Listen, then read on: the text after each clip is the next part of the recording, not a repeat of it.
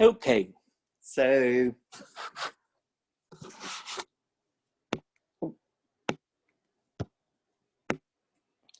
what we have here is 2x raised 5 minus 6x raised 4 plus x cubed minus 4x plus 3. Last time I said, we have to introduce 0 times x squared if x squared term is missing. So we could do it that way because clearly x squared term is missing, but I can also do it as I go along. What do I mean by that? I'll demonstrate it in this problem.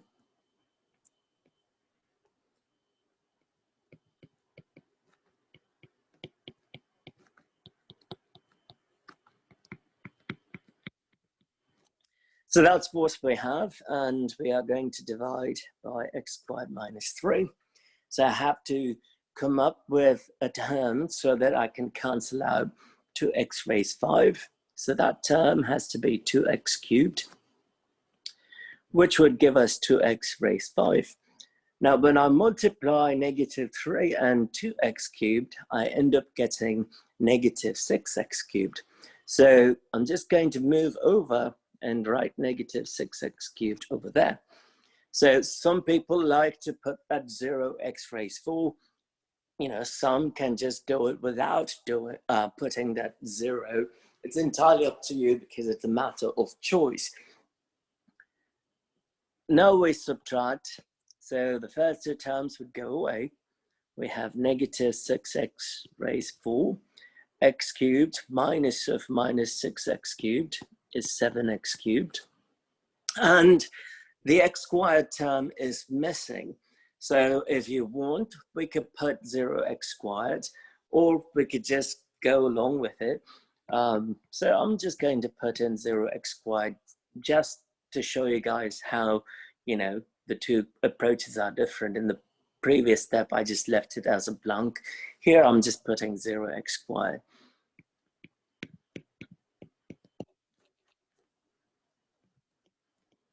If I multiply x squared by negative 6x squared, I would have negative 6x raised 4. Negative 3 multiplied by negative 6x squared is positive 18x squared. I just left a blank and then I jumped over to the next term. When I subtract, the first two terms would go away. We have 7x cubed minus 18x squared minus 4x plus 3.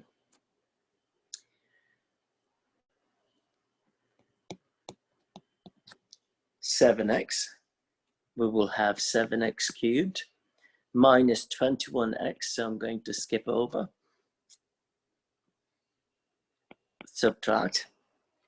The 7x cubes would go away. We will have negative 18x squared plus 17x plus 3. And we've got to multiply by x squared by negative 18 to get negative 18x squared. And negative 3 times negative 18 is positive 54. And if we subtract, we would end up getting 17x minus 51.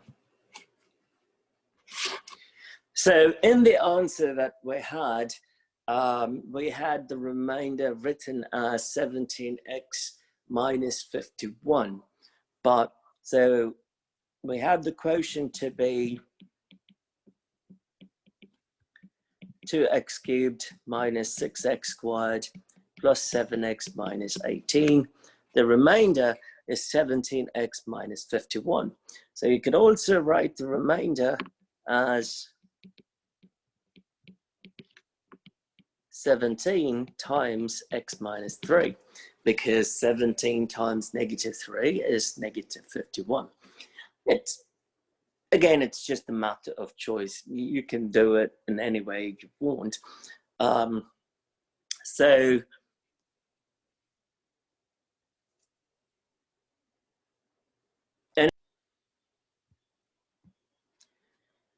So the next type of division is what we call synthetic division. Synthetic division is actually very easy compared to long division. It's more of a mechanical process.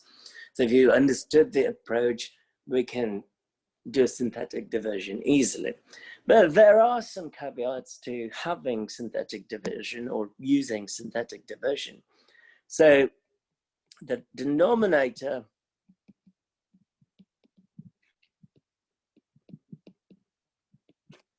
must be of the form x minus k. So it has to be x minus k.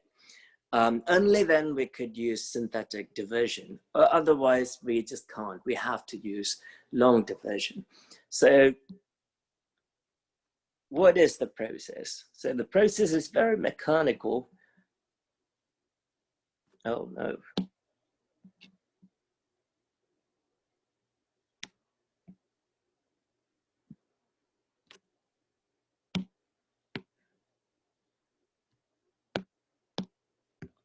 Okay. So what we're going to do is write the coefficients of each of the terms in the numerator. So the coefficient of x squared is 1, the coefficient of x is 3, and the coefficient for the last term is simply negative 40. And we write the value of k if we compare the denominator to x minus k. K would simply be 5. So I'm going to put 5 there. And the very first step would be to bring that 1 down and write 1. Now we are going to multiply 5 with 1 and put that value up there. So 5 times 1 is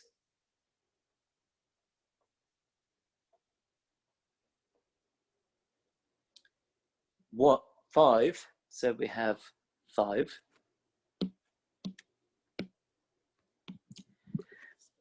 With long division, we always subtract it. With synthetic division, we're always going to add. So 3 plus 5 is 8. Now, once again, we're going to multiply 5 with 8 and write the result over there. So that would be 40. Add, and when I add, I end up getting 0. So what is the quotient?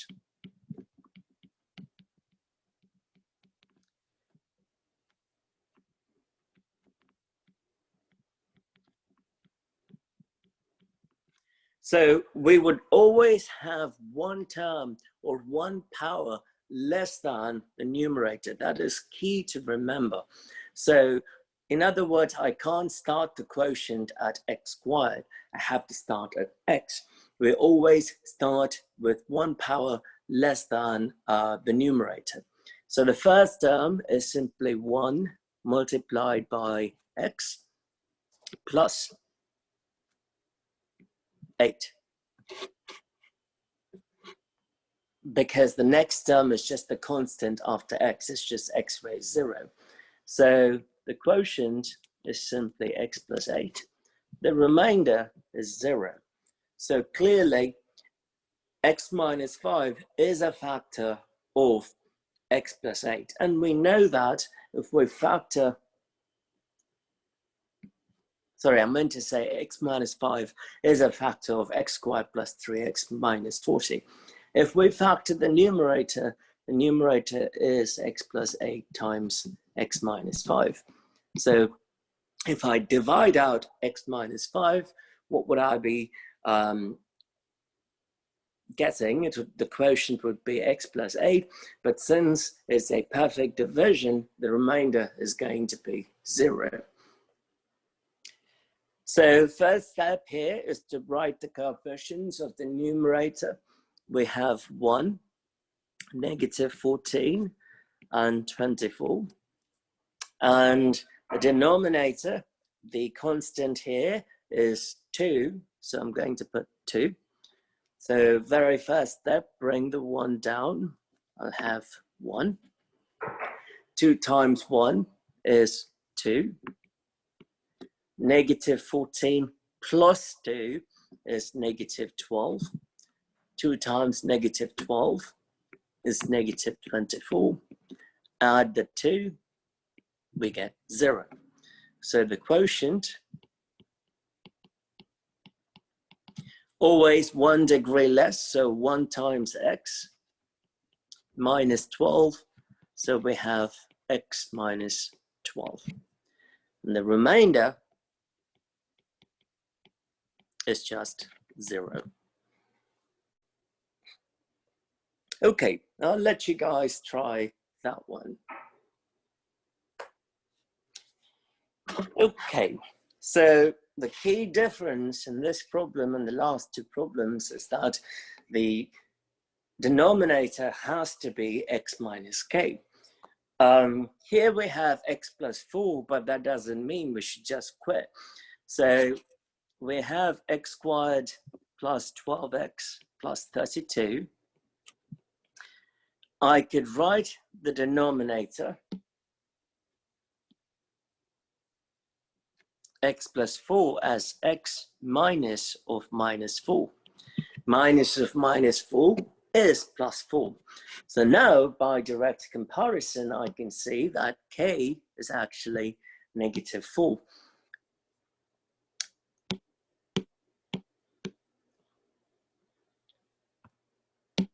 So write the coefficients of the numerator. So we have 1, 12, and 32. The value of k is negative 4, not positive 4. So negative 4. Bring the 1 down. Negative 4 times 1 is negative 4. Add 12 minus 4 is positive 8. Negative 4 times 8 is negative 32. And we add again. So the quotient would simply be x plus 8, and the remainder is 0.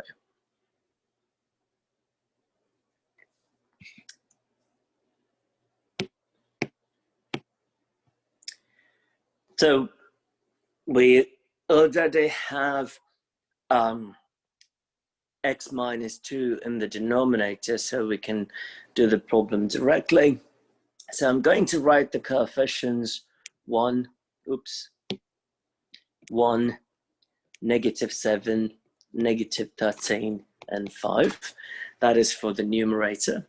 The value of k is 2. So bring 1 down, I would have 1. 2 times 1 is 2. I have to add negative 7 plus 2 is negative 5. 2 times negative 5 is negative 10. I have to add negative 13, negative 10 is negative 23. 2 times negative 23 is negative 46. Have to add 5 minus 46 is minus 41. So the quotient here, always 1 degree less than the numerator. So we have x cubed. So here it would be x squared minus 5x minus 23. And the remainder is negative 41.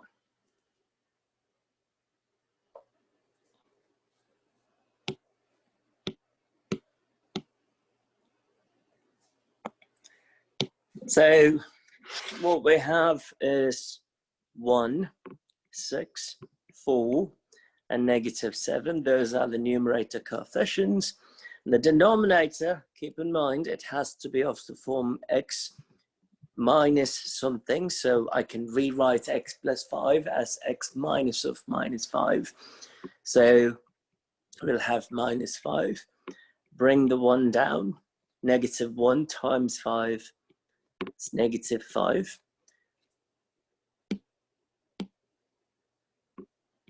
We have to add 6 minus 5 is positive 1.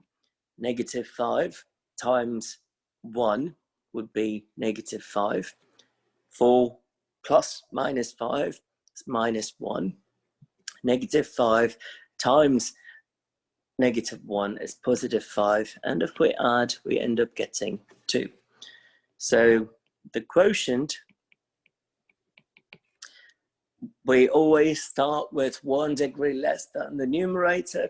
So the first term would be x squared, because 1 times x squared, plus 1 times x, plus negative 1. So it would simply be negative 1. And the remainder here is 2. It is supposed to be negative 2. Bad algebra. Okay. So I'll do this one.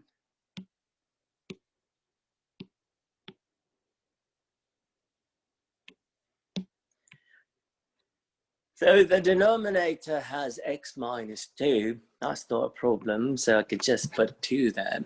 But if you look at the numerator, it doesn't have that standard format where successive terms decrease by exactly 1 degree.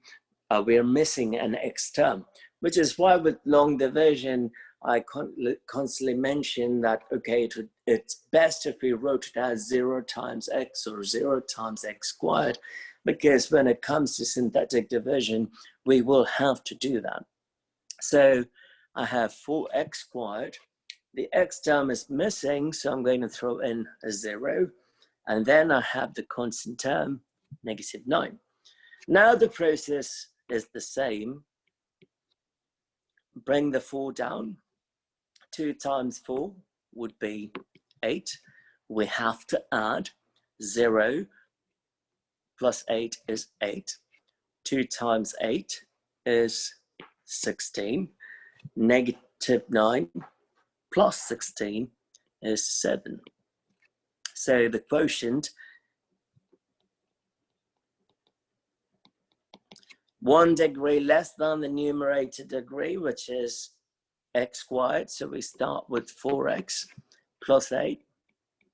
You may either leave it that way, or you can pull the 4 out and write it as 4 times x plus 2. The remainder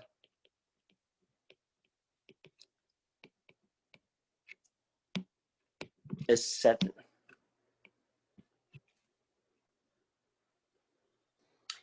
So